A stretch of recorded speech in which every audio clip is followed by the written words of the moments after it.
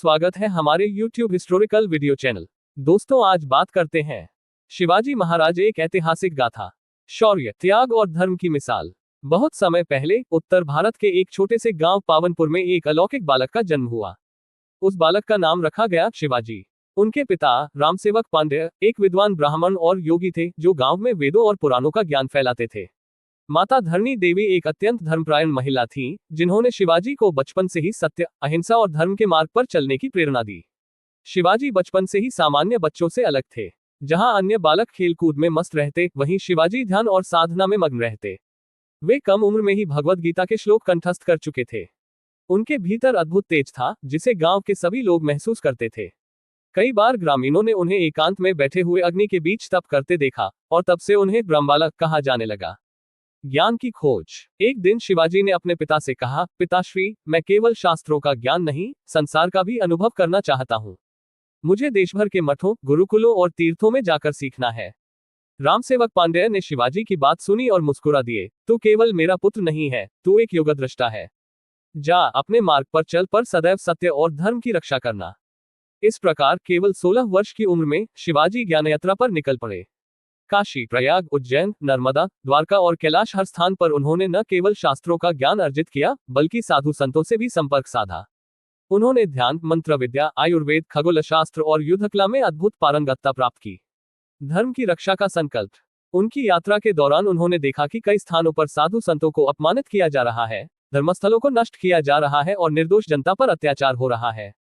ये सब देख उनका हृदय व्यथित हो उठा। एक दिन उन्होंने नर्मदा किनारे बैठकर संकल्प लिया, मैं शिवाजी इस धरती पर धर्म की रक्षा हेतु तन मन धन समर्पित करूंगा। जब तक जीवन है, अन्याय के विरुद्ध युद्ध करूंगा। अन्याय के विरुद्ध पहला संग्राम। नर्मदा के तट पर संकल्प लेने के पश्चात शिवाजी महाराज ने एकांत जंगलों में साधना प्रारंभ की। वर्षों तक उन्होंने योग, ध्यान और तपस्या की। उनकी साधना इतनी प्रबल थी कि वर्षा, तूफान, गरजती आकाश बिजली तक उन्हें विचलित न कर सकी। कहते हैं, उनकी साधना से स्वयं भगवान शिव प्रसन्न हुए और उन्हें विशेष दिव्यास्त्रों तथा मंत्रशक्ति का वरदान दिया। चमत्कारों की झलक। एक दिन पास के गांव विजयनगर में महामारी फैल गई। लोग मरने लगे, बच्चों की चीखें और स्त्रियों का विलाप चारों ओर गूंज रहा था। उसी समय शिवाजी महाराज वहां पहुंचे। उन्होंने नदी के जल को मंत्रों से अभिमंत्रित किया और लोगों को उस जल से स्नान और सेवन करने को कहा। आश्चर्यजनक रूप से कुछ ही दिनों में बीमारी समाप्त हो गई। लोगों ने उन्हें देवस्वरूप मान लिया। राजा जयवर्धन से भेंट। उसी राज्य के शासक थे राजा जयवर्धन, जो एक धर्मप्रिय किंतु युद्ध से विमुख राजा थे। जब उन्होंने शिवाजी महाराज की ख्याति सुनी तो स्वयं मिलने पहुंचे। महल में शिवाजी महाराज का भव्य स्वागत किया गया। राजा ने उनसे कहा, महाराज, आप जैसे संतों का आशीर्वाद मेरे राज्य को सुरक्षित रखता है, किंतु मुझे भय है कि सीमांत प्रदेशों पर दस्यु गिरोह और कुछ विदेशी सैनिक लगातार हमला कर रहे हैं। मेरे पास बल है, पर आत्मबल नहीं। आप मुझे मार्ग दिखाए। शिवाजी ने गंभीर स्वर में उत्तर दिया, राजन, जब तक राजा स्वधर्म नहीं निभाता, प्रजा सुरक्षित नहीं रह सकती। युद्ध तभी धर्म में होता है जब वह अन्याय के विरुद्ध हो। यदि आप साथ दें तो मैं इस भूमि को अन्याय से मुक्त करने में सहायता करूंगा। पहला संग्राम, असुरगढ़ का युद्ध। असुरगढ़ वह दुर्ग था जहां एक निर्दयी सेनापति कुरंगसेन ने कब्जा कर रखा था। वहां स्त्रियों को गुलाम बनाया जा रहा था, मंदिरों को तोड़ा जा चुका था। शिवाजी महाराज ने राजा जयवर्धन और उनके विश्वासपात्र सेनानायक वीरसेन को साथ लेकर युद्ध की योजना बनाई। रात्रि को शिवाजी ने मंत्रों से सैनिकों की रक्षा हेतु कवच बनाए। युद्ध के दिन उन्होंने स्वर्णवर्ण का रथ चलाया, जिसमें उनके साथ थे उनका प्रिय शिष्य बालकृष्ण और धर्मशक्ति से प्रेरित नारायण दास। युद्ध अत्यंत भयंकर हुआ। शिवाजी ने केवल लकड़ी की तलवार और मंत्रशक्ति से लड़ते हुए 100 से अधिक शत्रुओं को पराजित किया। उनके चेहरे पर तेज, आंखों में तप और मुख पर भगवान नाम था। अंततः कुरंगसेन शिवाजी महाराज के चरणों में गिर पड़ा। शिवाजी ने उसे मारने की बजाय कहा, पाप से घृणा करो, पापी से नहीं। यदि तुम पश्चाताप कर धर्म की सेवा में लगो तो मैं तुम्हें क्षमा करता हूं। कुरंगसेन फूट फूट कर रोया और संन्यास लेकर वन की ओर चला गया। प्रजा की जय जयकार। असुरगढ़ का किला मुक्त हुआ और वहां एक भव्य शिव मंदिर की स्थापना हुई। हजारों लोग शिवाजी महाराज के दर्शन को आने लगे। वे अब केवल एक संत नहीं, एक योद्धा, एक मार्गदर्शक और प्रजाहितैषी बन चुके थे। राजा जयवर्धन ने उन्हें राजगुरु की उपाधि दी, पर शिवाजी बोले, मैं किसी उपाधि का इच्छुक नहीं। मेरा कार्य धर्म की सेवा है और वही मैं करता रहूंगा।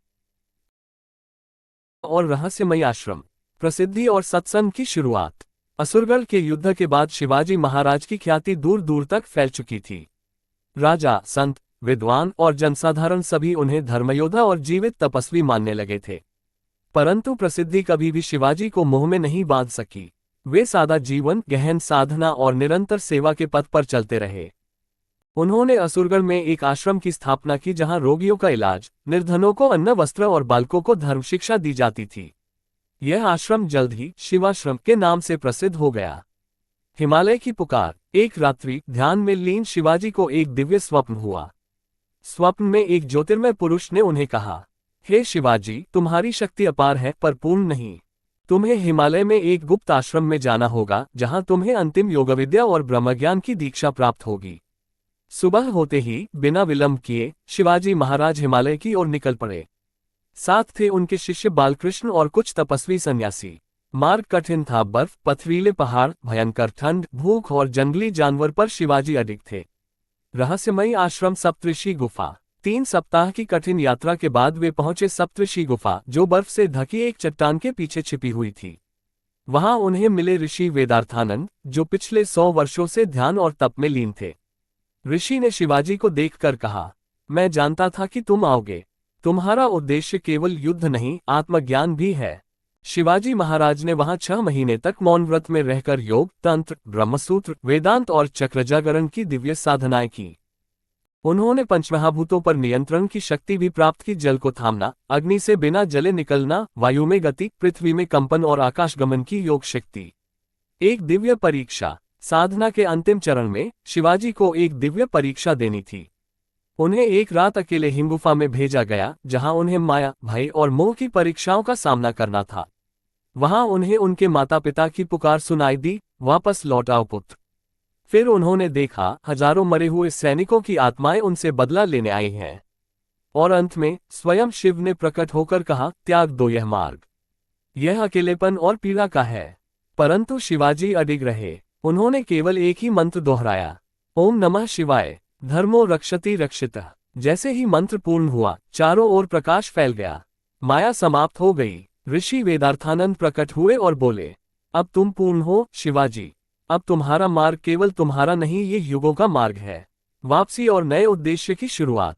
जब शिवजी हिमालय से लौटे तब वे पहले से और भी तेजस्वी, शांत और प्रभावशाली हो चुके थे। उनका चेहरा जैसे तपते सूर्य की भांति था और उनके स्पर्श मात्र से लोग रोगमुक्त हो जाते। अब उनका उद्देश्य केवल राज्य नहीं, राष्ट्र की आत्मा को जगाना था। विदेशी आक्रांताओं से मुठभेड़ और राष्ट्र जागरण की चिंगारी। राज्य में संकट। शिवाजी महाराज जब हिमालय से लौटे तो उन्होंने देखा कि देश की स्थिति पहले से अधिक संकट में थी। कई स्थानों पर विदेशी आक्रांता तुर्क और मंगोल सैनिक गांवों को लूट रहे थे, मंदिरों को तोड़ रहे थे और धर्मगुरुओं को बंदी बना रहे थे। उनके अत्याचार से संपूर्ण उत्तर भारत भयभीत हो चुका था। राजा जयवर्धन का राज्य भी अब असुरक्षित हो गया था। सीमांत किलों पर कब्जा होने लगा, प्रजा पलायन कर रही थी। चारों ओर निराशा का वातावरण था। शिवाजी महाराज की चेतावनी। राजा जयवर्धन ने शिवाजी महाराज को बुलवाया और कहा, गुरुदेव, ये काल हमारे लिए घातक सिद्ध हो रहा है। मैं सेना भेज चुका हूं पर पराजय हाथ लगी है। शिवाजी महाराज ने शांत स्वर में उत्तर दिया, राजन, पराजय बाहर नहीं, भीतर की दुर्बलता से होती है।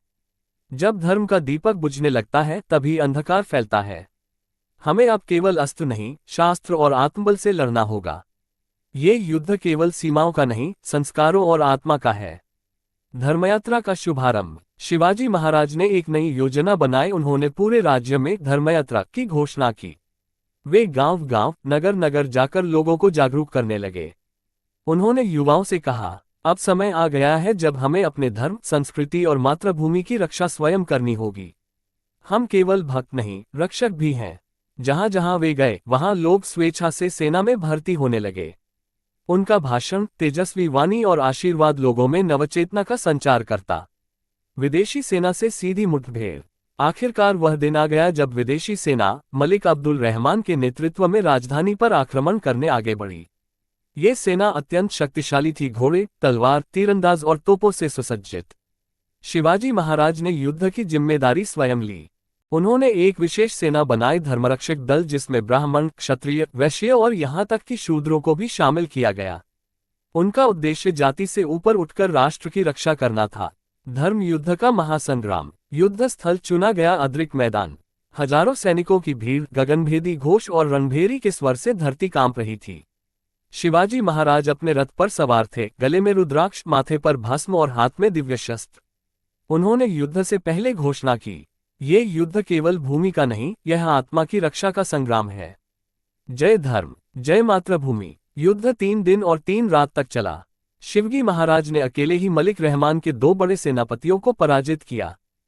उनके शिष्य बालकृष्ण ने किले की दीवारें बचाईं और वीरसेन ने तोपों को निष्क्रिय कर दिया।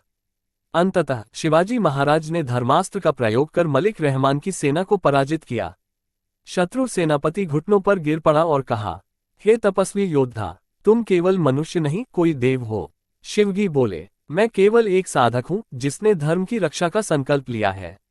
लौट जाओ और अपने देश को बताओ कि भारत केवल भूमि नहीं, यह आत्मा है। राष्ट्र जागरण की मशाल। इस विजय के बाद संपूर्ण भारतवर्ष में एक लहर दौड़ गई। शिवजी महाराज अब केवल एक संत या योद्धा नहीं, राष्ट्रगुरु बन चुके थे। उन्होंने विभिन्न राज्यों के राजाओं को संगठित किया, गुरुकुलों को पुनः स्थापित किया और एक भारत धर्म भारत अभियान की शुरुआत की।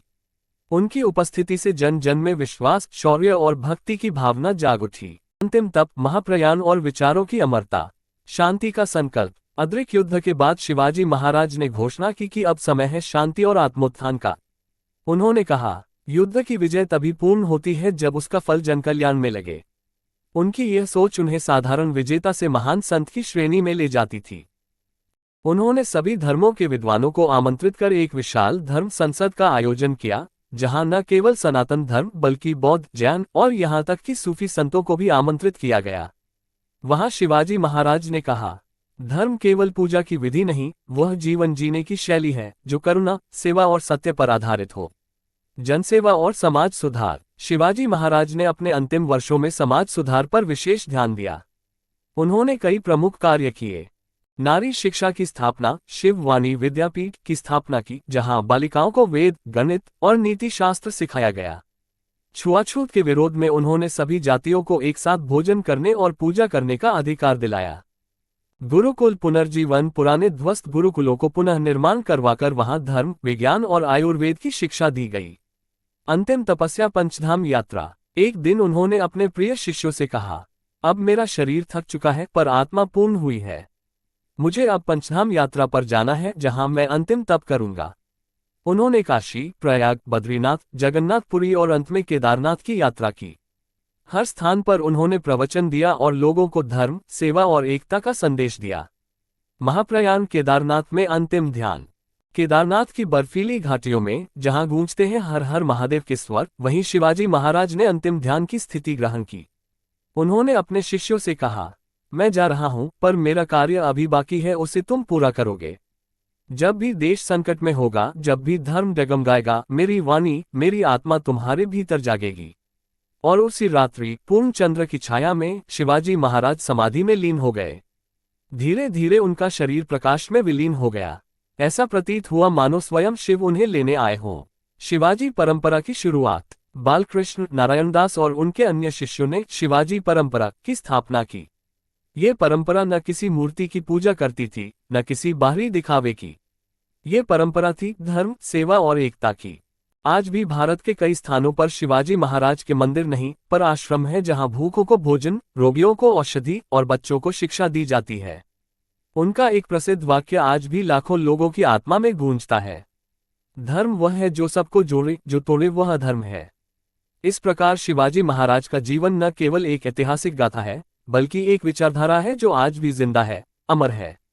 दोस्तों, अगर वीडियो अच्छी लगी हो, लाइक और सब्सक्राइब जरूर करना।